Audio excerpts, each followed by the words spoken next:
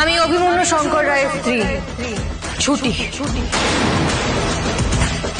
ভালো চাস তো অভিকে ছেড়ে দে। ঝুমকি দূরে বসে ভাবে এই সাবিত্রী পোড়ামুখীটা কার সাথে এত বকবক করছে, সবকিছু জেনে গেছে নাকি। হিরণময়কে গিয়ে ঝুমকি বলে, বাবা আজকে মনে হয় অভি আর আসবে না, তাহলে আমরা জিতে যাব।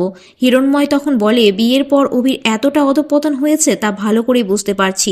সময় মতো কোর্টেও পৌঁছতে পারছে না। রুমা ম্যাডাম রুদ্রনীল কার্জিনালকে বলে যে দাদা এবার আমরা কেসটা জিতে গেছি।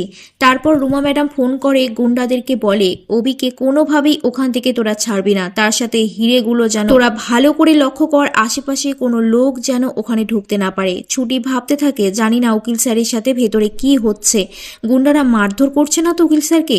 হঠাৎ অভিকে দেখতে পেয়ে যায় ছুটি বাইরে থেকে। এ কি অবস্থা হয়েছে উকিল স্যারের? উকিল স্যারকে এরা এভাবে কেন বেঁধে রেখেছে? আহারে কি কষ্ট লাগছে, নিরীহ মানুষটাকে কষ্ট পেতে হচ্ছে আমার জন্য। এবার বুঝেছি উকিল স্যার যাতে কোর্টে পৌঁছতে না পারে তার জন্য স্যারকে ইচ্ছে করে ধরে এনেছে। এখানে বড়সড় ষড়যন্ত্র আছে।